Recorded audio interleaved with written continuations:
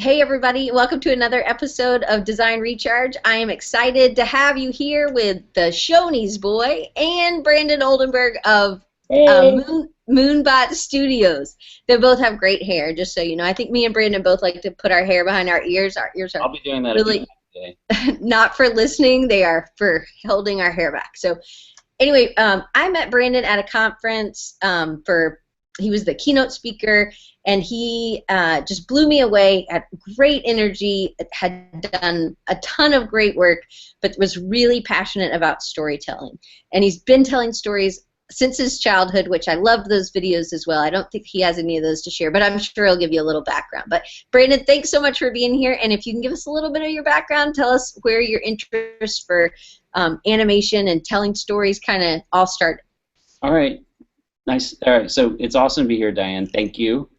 And I've been drawing and making up stories ever since I can remember, like a lot of people. I think the first one goes back to when I walked out of a movie theater. I watched Raiders of the Lost Ark with my dad, and I was at that sort of impressionable age where I knew it was more than just some sort of magical fantasy that just happened to be caught on film. I knew that people were making these things and there was a craft to it.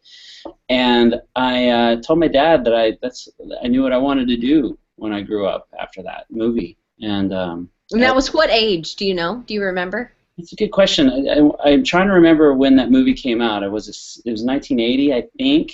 So I was 7 around that time, or maybe 6. And my dad and I went to a camera store and got an old. I actually have it laying around here. Yeah, here it is. The Super 8 camera. We found this in an old camera store, and learned how to use it. And you could still buy film at the local drugstore at the time. Right. It came in boxes like this. Oh yeah. Yeah, this one hasn't been opened yet. I'm saving it for a special day. And then you could, you bring your film after you'd shot it, and you'd wait like a month, and hopefully you would properly had proper batteries in your light meter, all these sorts of things, and then you'd cut it at your kitchen table, with like tape, and get these awesome little stickers. I don't know if I may still have them in my box. Let me see. Some of these little stickers for editing. No, they're all gone. But yeah, that I got really into that. And I still have my little reel-to-reel that I sat at the kitchen table. But I also love drawing, and my parents were really good at putting the pencil in front of me or putting the camera in front of me and enabling that creativity. Had they not done that, I don't think I'd be here today. So if I showed an interest either in drawing or making movies, they helped make that happen. And that's really how I came to animation, because growing up, I was more into the live-action Spielberg movies than I was necessarily into any form of animation. It was sort of the dark days of Disney, if you will, when we were growing up, those of us in our early 40s. And so you had movies like Black Cauldron or something like that, and there's something about them that just weren't right. But then a movie came along. I don't know if Tron's tuned in, but Tron was a movie that was very influential to me. Here's one of the little guys. You can say hi. So Tron was where I got really excited. That's where animation, art, computers, technology, filmmaking, live action all sort of meshed together. And I got very excited about that and knew I had to do something with that technology one day when I grew up. And it's been cool to have grown up, I guess, to a degree, where I've met a few of the people that actually got to work on that movie. And more importantly, get to see how all of that technology has sort of paved the way for everything we do in design and in our industry. It's not just advertising or filmmaking, it's everything. It's product design, it's industrial design, architecture. We all use the same tools now, and it all goes back to me when I was seeing little glimpses of it on PBS on a show called Nova, that's where I first saw Luxo Jr., that short. And anyway, those were all very influential little moments for me as a kid that I guess sort of helped pave the way, but had not been for the parents and their encouragement. Putting me into drawing classes extracurricularly after school was very important. And so, yeah, drawing and making movies come together in animation. And I didn't really make that kind of connection until I was in art school, really, because I was torn whether I wanted to go to film school or art school, and I ended up going to Ringling College of Art, and it was mainly because of a scholarship that sort of, for my dad, sort of sealed the deal, and of course that's awesome. It helped pay maybe for some textbooks. It wasn't like that big a deal, but that's really what made the decision. That's why I didn't go to film school, and I'm glad that that happened. I was really able to realize the world was a lot bigger through that experience. And you know, it's funny, I was just talking about this the other day because I just got back from Ringling. We were there recruiting, and I'm a trustee now, and I remember that first day on campus, you're like, this is going to be awesome, I was the best artist in my school, and then you realize quickly that everybody else was the best artist in school too, and they're all really good. And you realize the world's going to be really competitive, and it's going to be a challenge to get a job and really find your style and find who you are as an artist and what your sort of voice or your fingerprint is on the world. And that was a huge experience for me, as I know it is for a lot of people if they have the luxury of going off to college or an art school for that matter, because art school really had sympathy on me. I did not do well in grade school. Specifically, junior high and high school, I was not good at math. I'm still not. Right now, I have a 12-year-old daughter who I can't help her with her homework at all. I'm totally lost, and I feel useless again, like I did back then. But I feel every day more fortunate than ever to still be able to work in this industry and get to do what I love. Yeah. All right. So your parents were really supportive. Tron's really excited because he's really excited that you already mentioned the Tron movie. I broke him. Sorry, I'm trying to put them together right now. So, but you would like the videos that you showed at CCAC. It was like that was like some of your kid videos. Oh yeah, my home movie. Where you're like cutting scenes, and I mean, you were really thinking about it at a really early age, very technically. All right, so I give that a credit to a couple of beta videos that I had this older woman who was a librarian who was also my babysitter from time to time, and she had a Betamax. And when you bought Betamax, sometimes they would come with like a beta. And the one that she had bought had come with the Making of Empire Strikes Back, hosted by Mark Hamill. And I would just watch that thing over and over and over. I just would love to go over there to be babysat. And watching behind the scenes like that was so important. I learned so much about the filmmaking process just through watching other people doing their thing. And that's how I learned the most, I think, at art school, was when visiting artists would come in and they would sit down like CF Paint and start painting and drawing. You just sit there and you just hover and you soak it in through osmosis. So yeah, that nowadays you have film school on basically every DVD, if you can still get your hands on DVDs. You have all this wonderful extra material that gives you a peek behind the scenes. Some of it's so amazing now that I have no idea what they're doing with the hydraulic robotics and things that are happening. All of that very physical stuff is amazing to me. And that's what I love. At the end of the day, computers are cool and everything, but they're very sterile. They make everything so perfect, and that's something that and we all do at Moonbot find ourselves fighting against constantly, because when I look at that half-tone print behind you over your shoulder, there's something beautiful about how that works in a very analog, organic way, and we're always trying to make that happen with our computers. Yeah, I already showed Levi. I already showed him your print, so another it's plug awesome, for Levi. It is. It's awesome. So, why did you decide? What attracted you to storytelling using animation? Was it just something I mean, I know when you were at Ringling, did they not have a film part, or was it something that you? Not then? Do they have it now? They had the beginnings of an animation department. The year that I started going there was 1 year away from being the first year you could major and graduate with a degree in computer animation. Now Disney was going there already, finding artists for 2D work. And but yeah, computer animation was still in its infancy. Pixar, I think, came to recruit the last year of school there. That was a big deal. A friend of mine, Jeff Pratt, went off to go work on the first Toy Story, and no one knew about Toy Story then. It was, when we were graduating in '94, '95, it was still just like, oh, it's that company that does the Listerine commercials that are really cool, or that was what we knew. So yeah, so animation was, and the campus at that time was very open still, and it's not that they've intentionally locked off different departments, but that's just something that happens over time and over growth, and also over the expense of having this high-end technology in all the departments. You have heads of departments that are very concerned about that, rightly so. But when I was there, it was easy for me to just walk right into the labs, the computer section of the campus, and sit down and get to know those students, and we would all cross-collaborate in our free time and just talk about things. And I would get in and on the edit bay back when we were still doing A/B roll editing, which is very similar to the reel-to-reel film editing, and I got into that. But yeah, and that's something we encourage all the time. Like when we were just down at Ringling, we did a workshop just last week, and what we like to do is see multiple majors cross-collaborating on a project. So we give them an assignment, for example.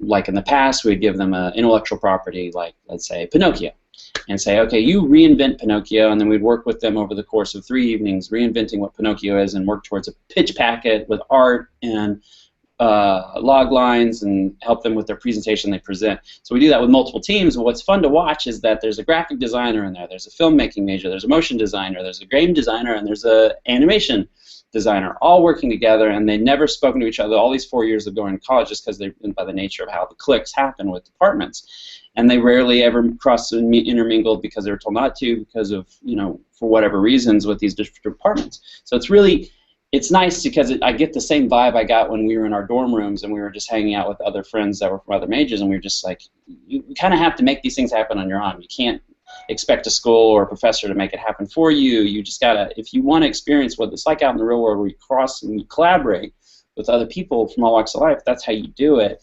And it's fun to be able to instigate it, and like what we did on campus last week. And we've been doing that now for 4 years with the workshops, and it's so rewarding to and affirming what we're doing with the students, and it's also very helpful as a recruiter to see how people work together. It's more, you get so much more out of that experience than you would if you just sat down and looked at a portfolio and talked about their resume.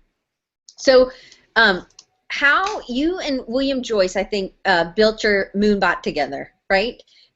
Or was that right? No, that's right. Yeah. There's multiple people involved, but yes, it's yes, there were several partners that came together from different walks of life. One of which, Lambton Enox, is a live-action film producer who had moved up here several years prior because of Katrina, and he had a film in production that he needed another urban setting, but it had to stay within the state of Louisiana for the tax credits, and the only other bigger urban town outside of New Orleans was Shreveport. So that happened, and while he was here and spent his time here, he settled and put some roots in, and then got to know Bill, and then come to know that I actually had crossed paths with Lambton prior. We all started talking, and then more doors were opening for this opportunity to start a new studio here, and so we all talked about it and jumped at it, and then we were able to bring in other close friends and other people into the process as well of making a studio. Another live-action producer, which was really, to me, exciting to have a live-action producer a part of making a studio, because live-action production is a very different beast than building, let's say, a regular startup. What a live-action producer does most often is moves to some town and overnight has payroll, phones, food. It's like a war operation. You've literally just dropped into some town and makes it all work for everybody. You have like 80 people. You got to figure out what they're doing and how they're doing it, and everything's on time, and you've got power and all that. So for us, that was an extra boost for our startup, which was Moonbot. So Lambton's experience really is what made it work. If it were just up to Bill and myself being creative-minded people, I said this before we even started. It's like, if it's up to us, we're just going to drive into the ground. We'll just spend all the money and goof around. Like, we need somebody actually can make sure that we all get our paychecks, and that is worried about overhead. The logistics. Yeah, logistics, but also a deep, true love and respect for the creative process, which is really important to have in a partner like that. Definitely. So how did you and Bill meet, and how did you, and Jason's asking if you were teaching, because I don't believe you were teaching. You were just working. It was just a workshop we did at Ringling. Yeah. Yeah. So, for a couple of days. So when you got out of school, where did you get a job, and then how did you meet Bill and everybody else, and then decide to do the partnership? What was the time frame? Sure. I don't know if I have the book here. I mean, I may have it. I'm looking at my shelf down here. Yeah. Okay. So '97, I was in a Barnes & Noble, and I found myself in a Barnes & Noble many times. I just like going there and standing around in the back where the children's books are. I love children's illustrated literature. It always had. I actually had my Dinosaur Bob book down there that was given to me by one of my friends in high school, and really got me excited about Bill and his style and his work. And then I was in Barnes & Noble and saw this in '97. And it's the World of William Joyce scrapbook. And so I was flipping through this exact book, and I came to the last page, and then I'm starting to see things that started to click for me. Like, one is he lives in Shreveport. Like, I drive through there all the time when I'm going to visit relatives in Monroe and Mississippi. And then he's like, hey, he's been working with Pixar and did some designs for Bugs Life and Toy Story. And I'm like, wait, what's up with this? And then he's got some stories here in the back that he's just starting to work on. One of which was The Man in the Moon and the Guardians of Childhood. And I'm like, dude, that is awesome. All right, I got to write him a letter. So I wrote him a letter and invited him to just talk. And I proposed doing a puppet show of one of his stories, because I love doing puppets, and I did puppets all throughout college and as a child with my family. So love doing puppets, so I just said, let's just break the ice. I'll just say, hey, I want to do a puppet show of Santa Claus. I've got a gig here in Dallas that wants a Christmas puppet show. I'll do this on the side and do a shadow puppet show. So did it, showed it to Bill, and he was moved, and then sort of opened the door for like really kind of getting together and seeing if we like to play together on bigger things. And one thing led to another. We did an origin story of The Man in the Moon, which was a short film, which is really what I wanted to do, which was an animated short, because I knew that Luxor Jr. paved the way for Pixar. I knew that Bunny had paved the way for Blue Sky with their Ice Age and everything else they did after that. So for me, and where I was with my studio at the time with my partners, which was in Dallas, called Real Effects, I knew that's what we needed to kind of break through and show the world that we had a calling card and we can do entertainment more than just commercials. And so we did this origin story of The Man in the Moon. A VHS copy had started to float around between hands over in Hollywood, and it started to open the doors for us. And it's really, that's where things started for Bill and I. And then fast forward 15 years to this opportunity to start Moonbot, or however many years that was. And yeah, so that's where it started, and it just kept growing and growing and growing from there. You know, as you know, Guardians Childhood was sold to DreamWorks to be Rise of the Guardians. We'd always dreamt of it having a whole publishing component. There were other things that we were hoping to create that we were finally been liberated to do with our own studio by starting at Moonbot in Shreveport. And so Shreveport specifically we're here because this is where Bill grew up and has lived his whole life. Lambton's here because of the Katrina thing that I told you about. I'm here because I always drove through, and I was happy to drive back and forth, and so was Bill between Dallas and here when we were working together at Real Effects. But now it's like, okay, let's do this, and we started the studio in Shreveport, and it's worked to our advantage in ways we never dreamt, which was the fact that cost of living difference is so drastic, and being in a small town like this, you have the support. You have this amazing support for people who really want to see a boost in the economy and just doing something different besides oil and gas, or something different besides whatever the town is known for the time. It was nice to have something else going on, and it's not just for Moonbot here. There are other startups and other businesses that have received a great deal of support and excitement from the community here. People really want to see you put roots here and succeed, and it's nice to have that vibe. If we were building a studio, let's say in Santa Monica, people would be like, who are you? And how dare you think you could come onto our turf and start another studio like mine? You know? That's right. Like sort of the attitude, and it's not like that. So as you already have, like, right out of the gate, you got some negative vibes. It's nice to have the good vibes. Yeah, definitely. So you guys got together, you started Moonbot. How long after you started Moonbot what was your first picture? And it kind of like Pixar also does commercials. Y'all do commercials too, so that stuff that you had done at Real Effects really kind of plays into you understanding and managing that part as well. True, and when we talked about the vision for the company, we said, well, if we do work for hire, let's try to do it as cool as that Chipotle commercial that Willie Nelson did the song cover of Coldplay, and it was stop motion. It was awesome. Like, if we ever get so lucky to have a chance to do something like that, that's the kind of work for hire we want to do. And so our first thing that we created was our short film. It was something that we'd always wanted to do. It was like, you know, people are going to say, well, sure, you did this, you did that, but that was with those other studios. Like, what have you done in Shreveport? What have you done there at Moonbot? So we knew we had to create a calling card. So that was a big investment for us to create the Fantastic Flying Books of Mr. Morris Lessmore, which was our first short film. Yeah, so that film, there was a lot riding on it. It was, for us, we had to, you know, show our storytelling chops. We had to convince our agent to do the short before a book, because, you know, it was really being designed to be a book first, and we surely had ideas and wishes to be able to tell stories in every medium possible. But that's very audacious, and it's one thing to say, it's nothing to do it.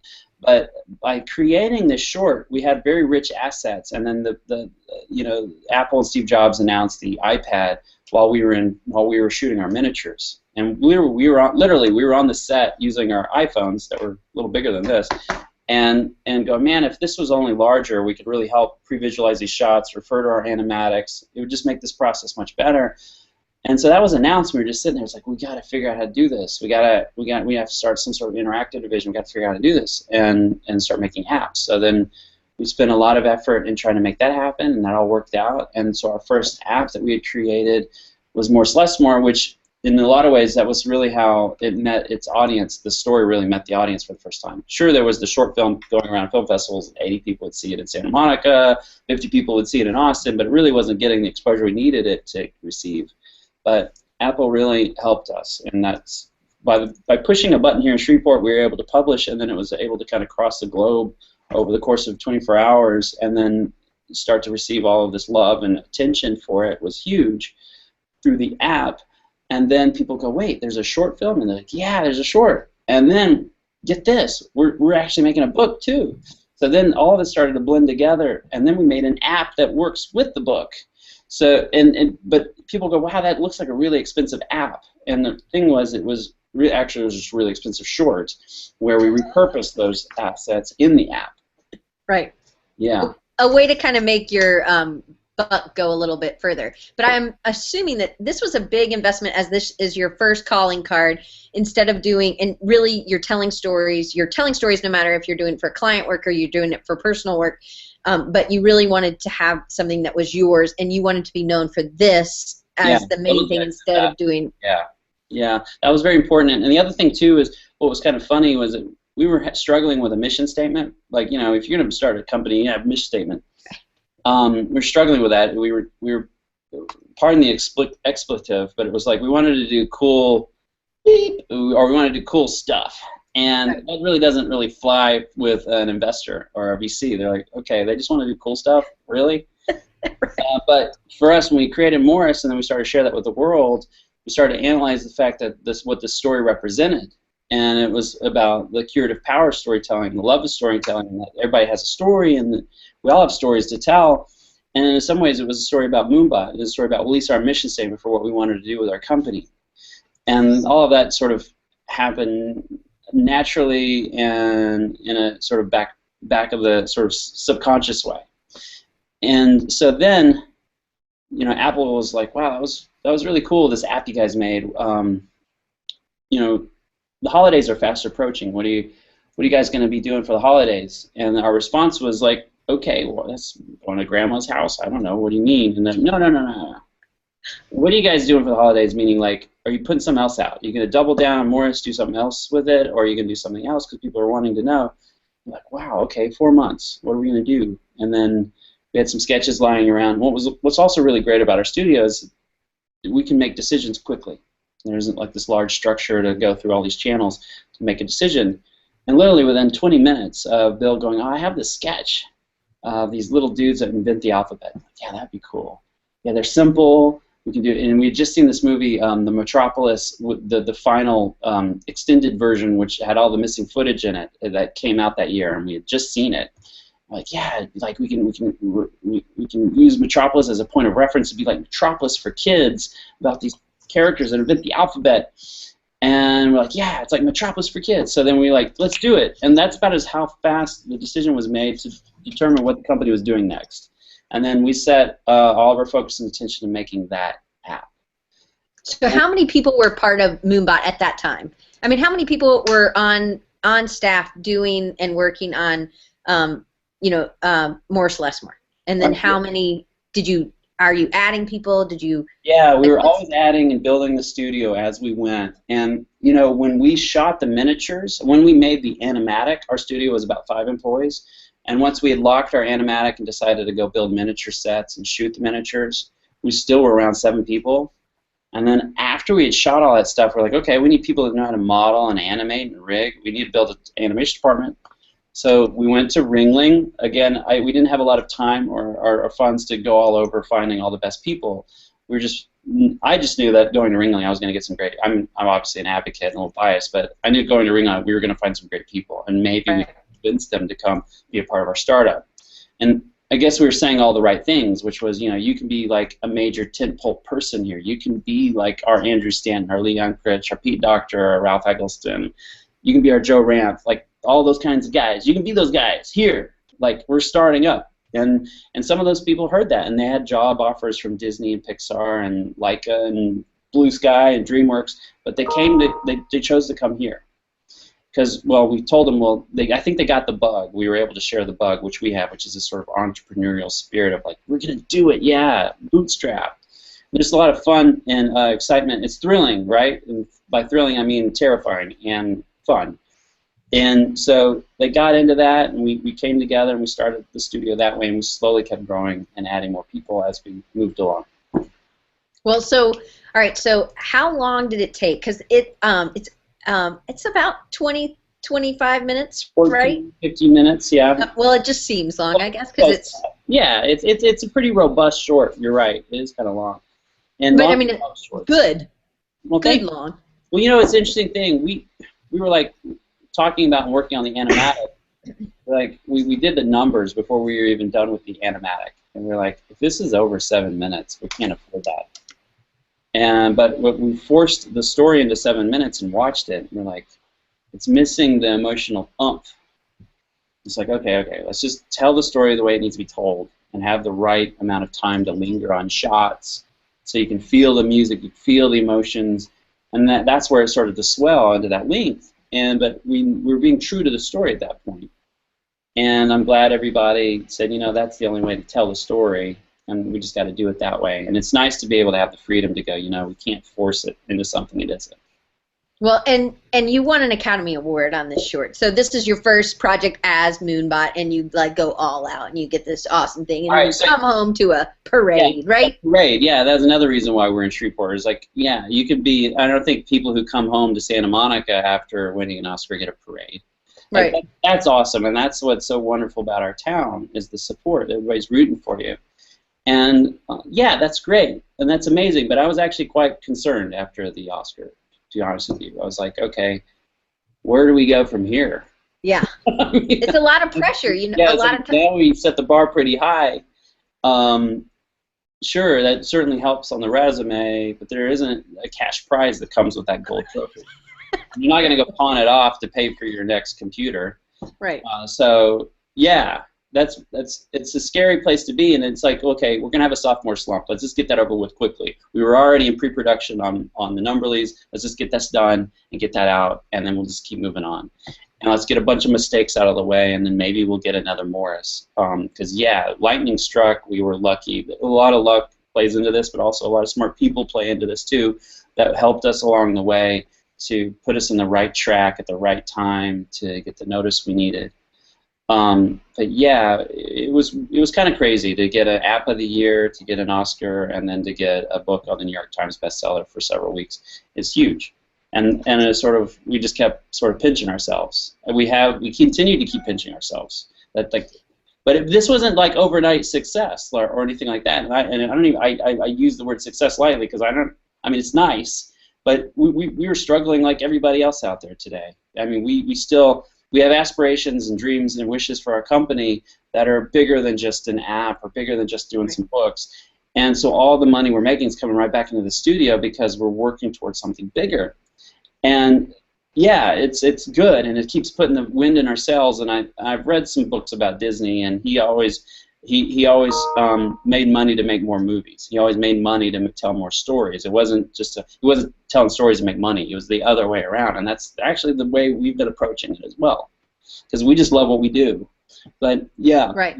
I went on a couple of trains of thought there, and I've only come to the station on one or two, and I apologize for that. I've forgotten. That's okay. I totally stay with your train of thought. So we're together. Maybe they're lost, but I know you're not looking at the screen. So Carlos says Morris Lessmore was such a game changer. Great job on that project. And then he also says the Chipotle project is just as amazing. Thanks. So yeah. So why don't we show them some of the images around the studio, take us around that, and then we'll jump into some of the other stuff. In case somebody hasn't seen some of your work, I want them to see what you're doing. So let's take them through some of these. I don't know if you can see these big, but here we are in the story room. You know, these DVD extras, and often in like I don't know if you get Cinefex magazine where they show people working on movies. You always have the guy pointing at the screen. It's not that sexy to look at like behind-the-scene photos of how movies get made these days, especially with the majority of them are on computers. So anyway, right. I was trying to add a little energy to that photograph. Oh yeah, you got the energy there.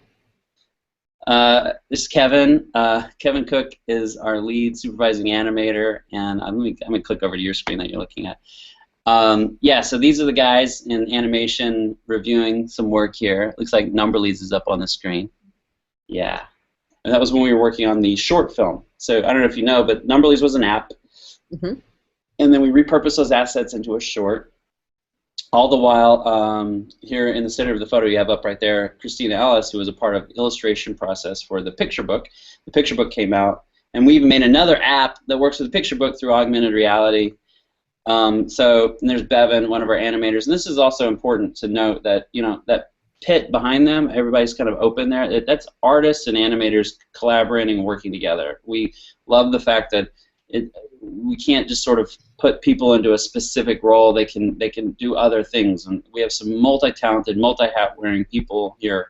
So sure, Bevan could be drawing one day, he could be animating another. And are you working on one project at a time, or do you take on multiple things? Multiple things right now. As we continue to grow, it seems to multiply even more so than maybe our brains can handle. But right now there are several projects that are going in tandem.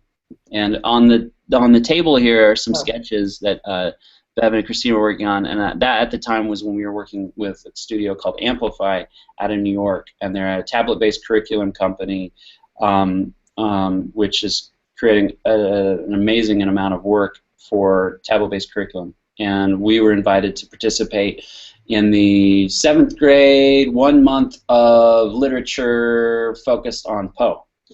And so we were able to create an interactive Poe game where you're inside the mind of Poe, and it's almost like a haunted house, and you got to find all these hidden totems related to his different stories that you bring back to his brain, and they all interweave and work like clockwork to unlock the mystery. And it's like an adventure game. And we also made 2 short films. One on a lesser-known story of his called The Cask of Amontillado, and the other was Raven. And we did all of that at the same time. That I guess you could say all 3 of those were sort of taking the full focus of the studio, but I believe we were also working on a picture book and something else at the same time. Oh, wow. But that was going on, I guess we wrapped all that up a little over a year ago now, maybe? Yeah. And that's been slowly finding its way out into the world. I'm not sure when they are officially publishing and putting this into the hands of teachers, but the majority of our content we created is something that you are rewarded for as far as reading comprehension. So these aren't cool, awesome little bells and whistles that come with the curriculum per se. They are things after you've properly comprehended what you've read and the teacher unlocks them for you. Oh, that's cool. Yeah, it is cool. So then here's some more. So you want to talk a little bit about the miniatures and the animatics a little bit for those of us who maybe don't know exactly what those are and those kind of work together? Yeah, yeah. In this photo you have here is Limbert Fabian and our hero Scarecrow stand-in. It's a 3D print that we painted. That's to scale for our miniature set we built for the Chipotle Scarecrow project. Cool. And we love miniatures, and at the time we were just so hungry to get back into doing miniatures since Morris Lessmore, and we found a way to do it with the Chipotle project. And the emotional meaning behind doing miniatures versus computers animated content is that, well, you can't just do it because you want to. You got to have a better reason than that. And for us, the sterile world that the scarecrow in our narrative for this Chipotle project is that he's working in the factory, and that plays well to computers and what we do with the computer, building this big mechanical Rube Goldberg factory.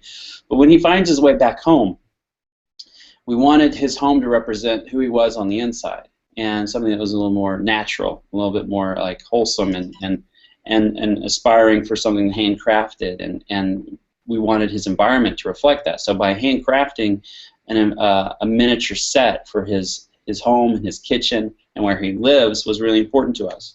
So there's one scene where he's on his little farm with these stalks of corn and his little kitchen and his barn house where we did miniature sets. And so when we shot this, we had that stand-in that you see there that we put into the shot, and we'd roll on them, and then we'd take them out and then shoot a clean background without them there. But we'd roll on them so that, like, roll the film or digital, whatever, we would have that in as a reference, and we would go for size, scale, things like that. Scale, but more importantly for light. Oh. So we would see how the light, how the natural looked on how it rolled on his skin, and how it had this subtle back underlighting and things like that. So those were really important, and that's really helpful for animators. So we have this very natural sort of look to the render. When you do CGI, you can use all these wonderful lights and put them all in and do all this great stuff, but it's very tricky sometimes to really dial it into where it feels real and natural. And it's really great when you can have a physical reference like that. So these are painted. They come out, you have a 3D printer, and then somebody's painting them by hand? Yeah, some 3D printers will print them out in color, like Leica, the films that Leica creates, like Box Trolls and Paranorman, have an amazing, really high-end 3D printer where it'll print in color. But for us, we just didn't have that luxury. We had a little more low-end printer, and for us, we put several layers of primer and sanding that goes in to get rid of a lot of that banding that happens. But it really didn't matter to us. We just wanted to make sure we had some general forms, general scale, and color as a point of reference. Well, I really love that. I lived in Denver, and I was, Chipotle before there was, more than one, and so I love that you did it. It's a great little. It's a short film. Yeah, thank you. And when we got the call from CIA Marketing, this was before we were even nominated for Morris Lesmore. They had seen what we had done. They'd seen the short was out in the world touring, and they'd seen the app. And they thought, wow, a studio where you can do all of that under the same roof. That's really amazing. And for us, we were hoping people were paying attention, but being over here in Shreveport, we don't know. And it's nice and affirming when you get these phone calls. They're like, wow, people are paying attention. That's awesome. But more importantly, we started this conversation about what we wanted to create with them. And when we knew it was them and it was the people that had done that previous Chipotle spot, it was like, this is what we talked about. This is what we dreamt about. This is like, if we were to do a work for hire, this is it. So we were like, and then we were like, oh, and then we had the humbling moment where, like, that spot they created was amazing. Like, how are we going to jump over that bar? That bar is really high. So, yeah, so we spent several months working on the narrative, thinking it through, but also thinking about what the interactive component would be, because that was equally as elaborate and thought through as what we created with the short. Very dynamic interactive game that was created, and we wanted the short to segue into where the game was. So literally, like, where you are narratively in the story is right where you pick back up in the game. So sure, we proposed this idea of, cultivate a better world, but can you really? And then that's sort of the question and the pause at the end of the short and what it's about. And then in the game, you're given this opportunity to actually try. So we'll flip through these a little quicker. This is your office space. You have a Cintiq or something that you're drawing on, it looks like. Yes. That Cintiq, actually, that was an older one. I've actually got this amazing new one now. I'm so happy. It's quite large. It's taking up the majority of the table now. But yes, nowadays I like to stand when I can and use the Cintiq when I can. I'm very fortunate to have this office and to have privacy. I know that there's this whole backlash now to open office space. I've been reading the stories about how Google, paved the way for this nightmare. But for the most part, I think we do give our employees a good deal of privacy. And we even have a privacy room, which has got this awesome couch in it. You can just sort of chill out and read, or you could have your phone call in there if you need to. But whiteboards are important. As you can see right now, I've cleaned mine off, so there's not a lot on it. But yeah, as far as an office goes, I've cleared out a lot of those toys because there were several new employees that I felt as though their desks look kind of sad, so I populated their desks for them. That's super nice. So Charlie wants to know what kind of 3D printer, and you had the Morris Lesmore one earlier, so that it looks that it hasn't. Do you still have him? Can you I don't know the name of the printer that we used. I apologize, but it was a big one. It was like the size of a refrigerator. Wow. Yeah, and I know that nowadays you can get some like MakerBot will do just as good, and you know, you can get it for like a fraction of the cost. It's the way technology is nowadays. Yeah. Right. All right. So this looks like the whole crew, kind of.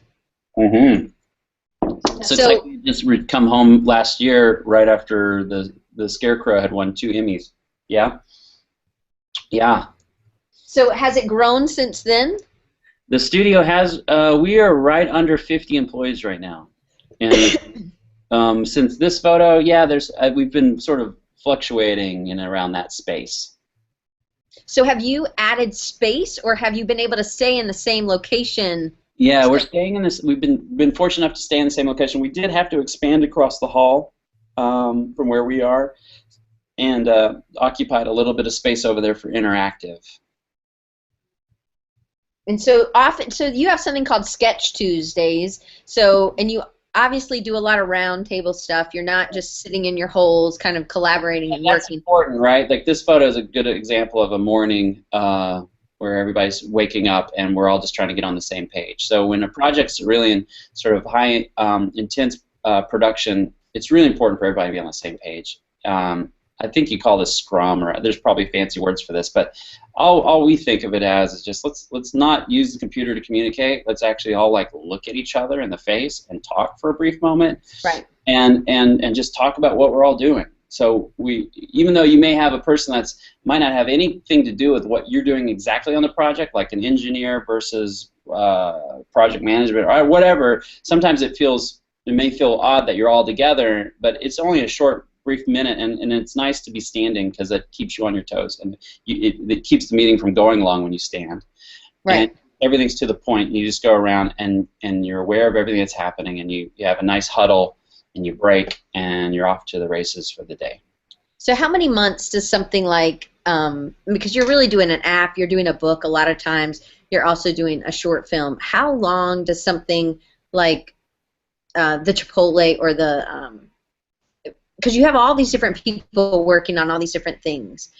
How long does it take? I mean, some people have to do their stuff before the other people get it, but like how many months? Well, I'll speak in sort of general terms to a project that I'm overseeing right now. It took a year to get the idea sort of fleshed out, and we went down many different roads, but we had a client that was very open to the idea of just sort of let's just talk and let's just figure this out together. And we've had several clients like that. There's actually 2 projects that are now moving into production that were really it was like a year of dialogue of just incubating the idea, like a small child, like, is this the right outfit? Is this the right sex? Is this the right is this the right, like, just talking through like what the baby's gonna be, and it's like, no, let's try something else. And then like we just trying to find the right path for the story and crafting the story. And then when it's time to engage, we've just had the luxury of not having to force ourselves into something really quickly. Now we have done that on other projects. We've moved quickly into 2 projects where the timeline was just incredibly fast, and we were fortunate enough to get something of quality through the process. So it's never always rosy, but we try to move ourselves towards the things we love to do, which is making sure that we're telling the right story first before the balls or you're snowballing out of control and you're just trying to get it done. Right. So I think this is another kind of interior. We're just going to kind of scoot on through. Okay. If you want to see something or talk about something, oh, sure. holler.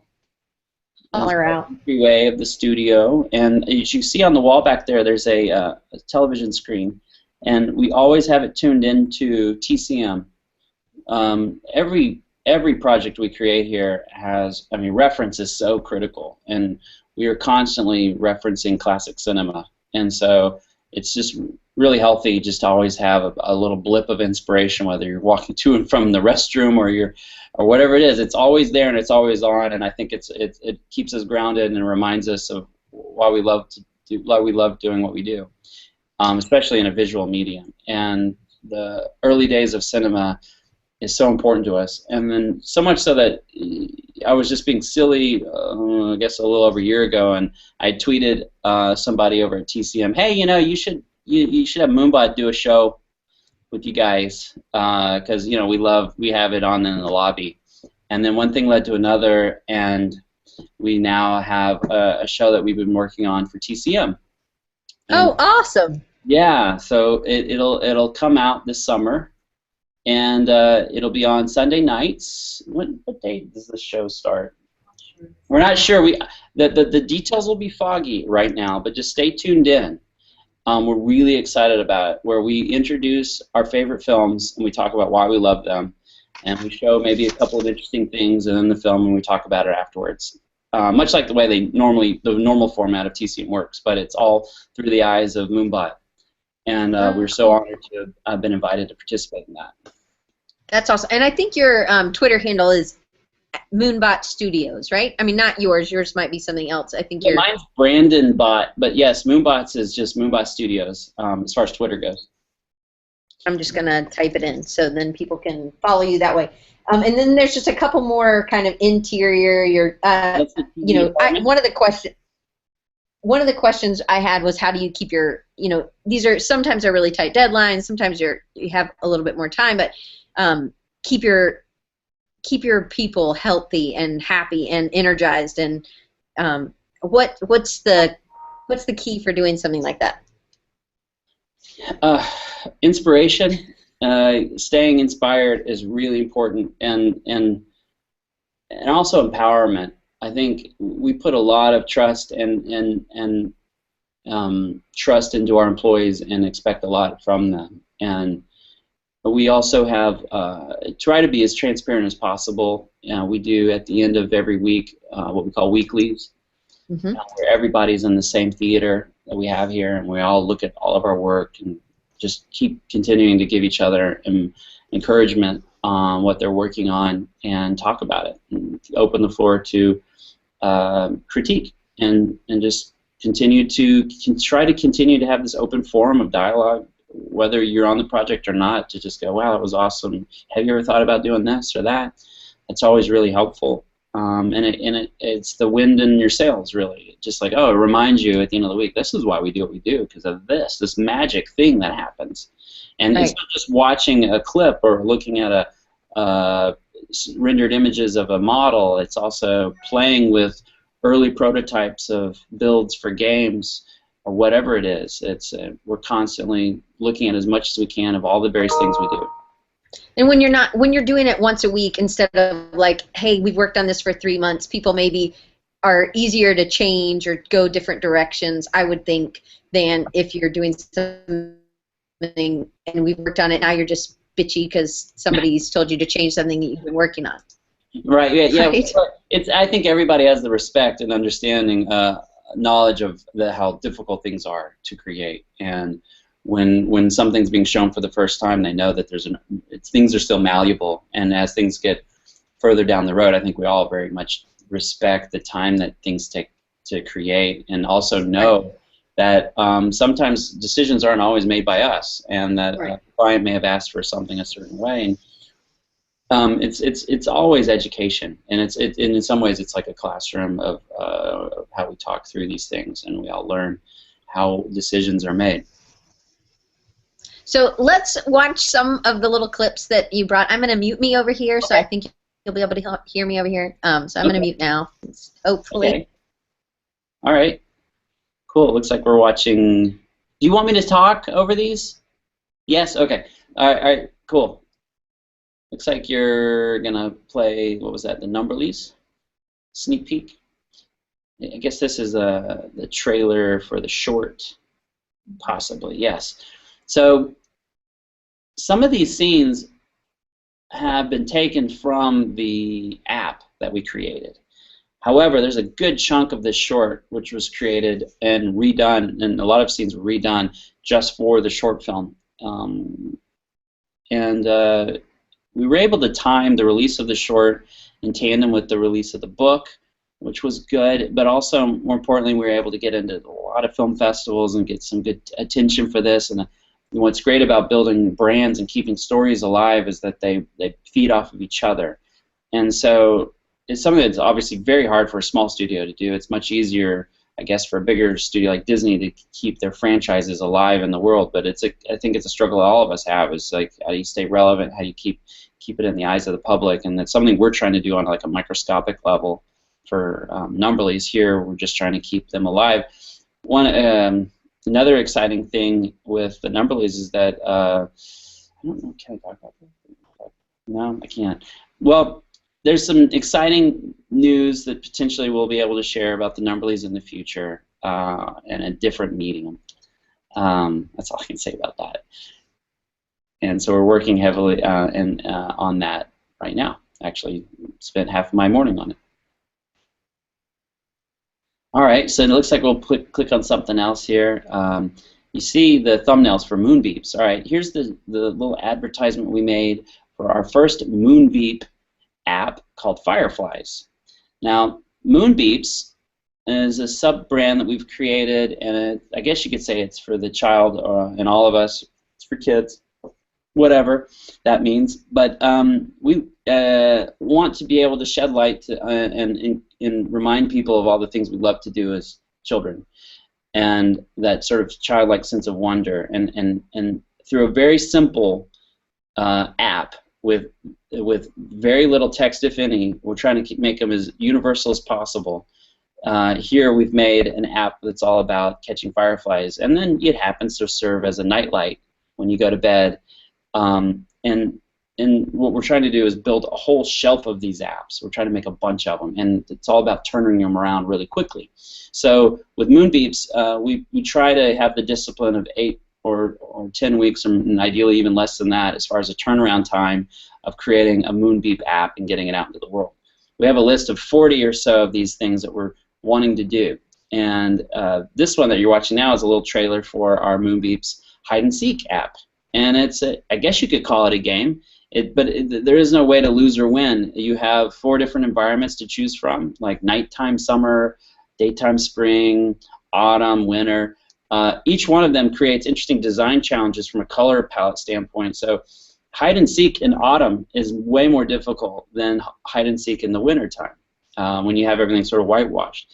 And you have these 5 little buddies that we call the lumpies, and they're like your friends, and you just pick who's it, and the others go run off and hide, and you try to find them. And if you find everybody, you have a little dance party.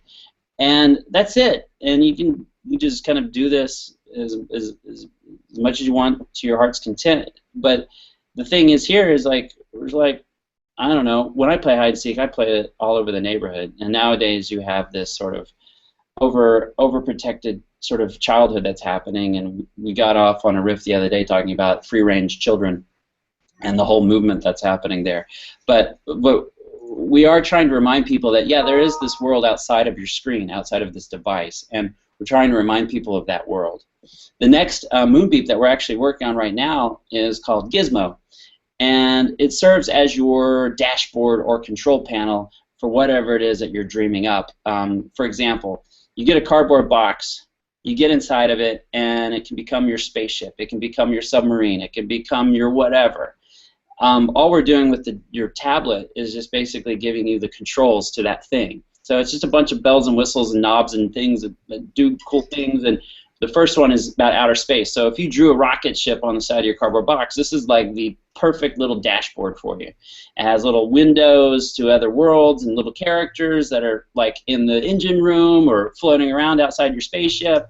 There's a button where you can open up the window and kind of look around in outer space. But for the most part, it's just like the window for you, and it just sort of becomes a prop and an enabler for your imagination. So it really does encourage you to do something with a cardboard box. And so through the trailers, they're just as important as the app. So it's really important to kind of show everybody this is what it's really about.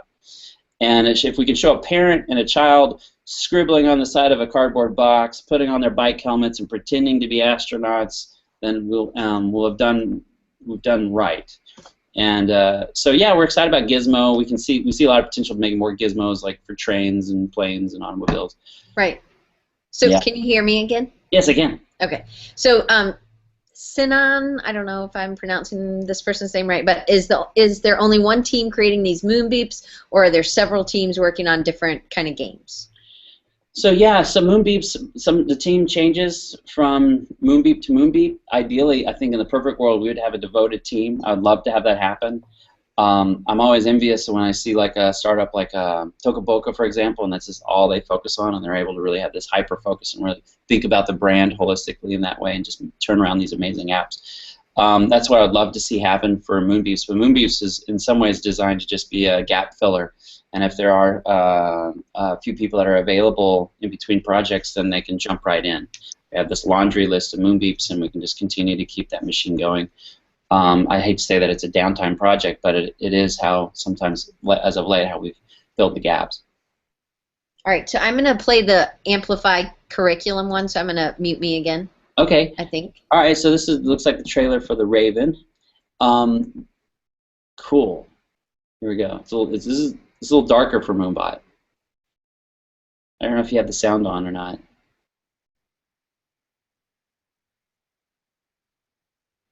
Are you guys hearing it? If not, I'll just talk over the top.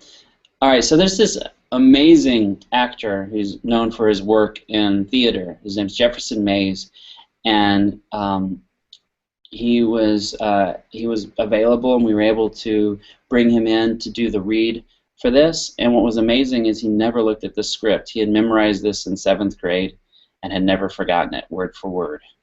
And he put so much of himself emotionally into the read. I mean, he looked physically tortured throughout the read, and then by the time he was done with reading it, he looked like, I mean, he might as well have fainted on the floor like our main character. So with the Raven, what was so exciting about that is it was a logical connection for us in our love of literature, but it was also allowed us to kind of spread our wings, sorry for the pun, but into a darker sort of space that, you know, we can't help ourselves. If we always spend our time in the sweet space, you can't help but have urges to explore some dark spaces.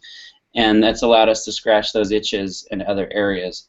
And so Raven, like I said, and Cask of Amontillado and the game were all happening in tandem, and they're all done for one budget, which was tight. And so we had to be very smart with how we spent and designed things. And so we made choices that were economic choices for simplicity reasons of being like all of that's in black and white. We did minimal texture mapping, but from the outside looking in, our wish and our hope was that the choices were aesthetic choices that were made for just the beauty of the end product, not for the fact that it would be cheaper. So we try to make smart choices related to aesthetics based on the time and the money that we had. And then, oh, silent, cool. So on Thursday, Limbert and I get to go out to Los Angeles for the Daytime Creative Arts Emmys, and Silent's been nominated in 5 categories. Now, this project came to us through CIA Marketing again, but they were representing at the time Dolby, and they thought it would be a wonderful opportunity for us to extend the legacy of More is Less More into a new adventure. And we love the whole play on words with the fact that it's for Dolby, but it's called Silent, and you have a silent movie hero, and you have this old dilapidated theater, which is sort of represents how in the sort of state of cinema these days. It represents sort of are we still going to go to the movies in a couple of years? And Dolby is here to say that yes, you will, because they're innovators of not only sound, and they continue to innovate sound with new Atmos technology, but they're also innovating in picture with Dolby Vision. And I don't know if you've read their recent press release, but they're making some incredible innovations in both those areas. So we introduced a new character in this short where you see the little girl, and she represents sound, of course, but Morris is representing picture. since he's a silent hero. So the two of them are married together in this collaboration where she's playing the organ and he's on the screen, and he's stuck in the screen, and she's trying to get him out, and she's trying new things, and every time she tries something new, we're switching genres and styles of filmmaking. We go into an old sort of silly symphony 2D thing to like a Hitchcock thing to a Ed Wood thing to a pirate thing to a like a Die Hard thing. So we're jumping all over the place, and now we're in fantasy. We're like Alice in Wonderland, so we're going all over the place. And then it's sort of now you're in the soup of it all. And Morris finds his cane, he finds his purpose, and here he's like, okay, and the two of them together, she sort of hits the big button, which activates this amazing sound mix. Now, if you get to see this in an Atmos theater, it's really what it's all about. We were very fortunate to be able to mix this in Dolby's main laboratories with their new system, with an incredible sound engineer, Steve Bodecker, who does all of the sound design for David Fincher's films. And so working with them there in the lab, we were able to use this new technology where you're literally able to immerse yourself with, I don't know, however many points of sound, but you have a 3D representation of where the sounds are. So you take like it looks like a bunch of tennis balls on the screen, and you go, okay, I'm going to assign the sound of a rocket to this tennis ball, and it's this engine. But I want it to go from back here in the theater, past me, and go there, and then over that way. And so you move the ball in 3D space in your mix, and then it assigns the sound to it, and then you hear it, and it does exactly the motion you wanted it to do. The last scene, which is really the most exciting part, sound mix-wise, is just audience clapping.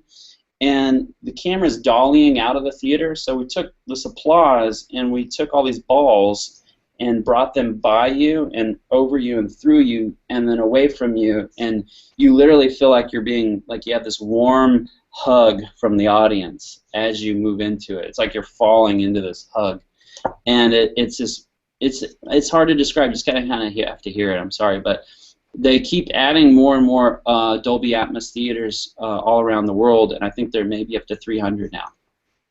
Wow. Yeah. That's awesome. It sounds amazing, and I know Brandon and I didn't get through barely any of my questions, and so I'll just have to have you back on for part 2. Are we done already? So, yeah, it's a little over an hour, so I don't want to keep you all day. I know you're busy. We'll just have to do a part 2 because I have I think we got through 5 questions, so that's good. Wow. But we got to watch a lot, so okay. No, that's amazing. It happens a lot. So, but just so people know, the Scarecrow. If you search on Chipotle, if you even just on YouTube, Scarecrow Chipotle, you can watch it. That was the only one we really didn't get to really dig into, and that one's kind of long. And then there's the Moonbot one that kind of I really like because you're using real people, and then you kind of the also tour. Yeah, the tour. So that one's a really good one too. And I think is that one on your that's on Vimeo. Yeah, you can check it out on Vimeo. So just search Moonbot Studios 2015 Office Tour, and you'll be able to find it. Yeah. So that one's I think you can play right now, right? Yeah. Yeah. So there you go. It's a little better with the sound when they can hear it. Yeah. I don't know if you can hear it, but you're kind of incorporating everybody. You know, the inspiration part of it must be held up a little bit, but it's really cool and fun, and it really kind of gets the energy. It seems that you come. I don't know how you're able to do and keep everything kind of in your head. Like I know you have a lot of really great people. That's the main thing, right? Everybody's so super talented, and you continue to surround yourself with super talented people. This sort of stuff just happens naturally, and you just have to be really good about seeing talent and enabling it. But I still am amazed that we're able to get as much done as we're able to with the number of people that we have. So, I mean, this one, when I know it's really, it's like 2 minutes long or something, but it's really worth watching, and everybody kind of, everybody has their role, and you have a lot of the characters are there as well, and all kinds of stuff's coming in, and it uses different, it shows another piece of what you can do, I think, but it keeps we have logging up, so. From the work for hire side, we have a representation firm called what are they called? They're with Patrick Free agents, thank you. Free agent, and they're out there looking for awesome work to kind of pick up where we left off on Chipotle, and they wanted to have a video that just sort of represented our culture and gave everybody a sense of who we are and what we're all about. So that's where this tour came from. Yeah, so it was our attempt trying to give people a taste of what we're all about. So when you're going to Ringling and hiring,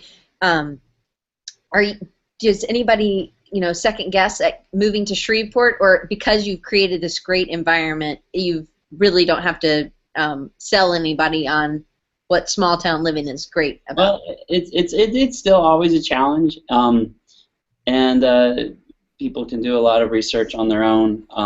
At the end of the day, I like to think that the work speaks for itself, and that we have a great culture here. So we have a lot of people always applying for jobs. So I guess it can be less challenging nowadays than it has been in the past. But if we are to move forward like we hope we intend to, we're having an exponential amount of growth that we're going to have to go through, and it will continue, I think, to be a challenge to a degree. But I'm hopeful, and I think more people are starting to realize this with smaller towns, that whatever your dream is, it can pretty much happen anywhere. It doesn't have to be, oh, I can only do this in New York, or oh, I can only do that in San Francisco. Right. It can happen anywhere you want it to nowadays, and that's I think the liberating part of where we are these days, with where technology has been able to open the door for us. So plug some of the things that people could buy right on the site, and I've put the portfolio products, the books, and the library, and Moonbeeps. So talk about those a little bit so that they know what they can get. Well, okay, there's some new books coming out. I guess you can do some advanced ordering for Billy's Booger, the latest book of ours. But outside of that, there's there's our version of Jack and the Beanstalk, and it's a fractured fairy tale that we've invented, and that book's out there as well. So there's multiple books. There's a lot of books. I believe you can get posters, you can get signed books. That sort of thing is exclusive to our store. Of course, there's shirts, T-shirts, maybe sometimes there's hoodies. I think we have some awesome new hoodies in, but that's just all swag, I guess.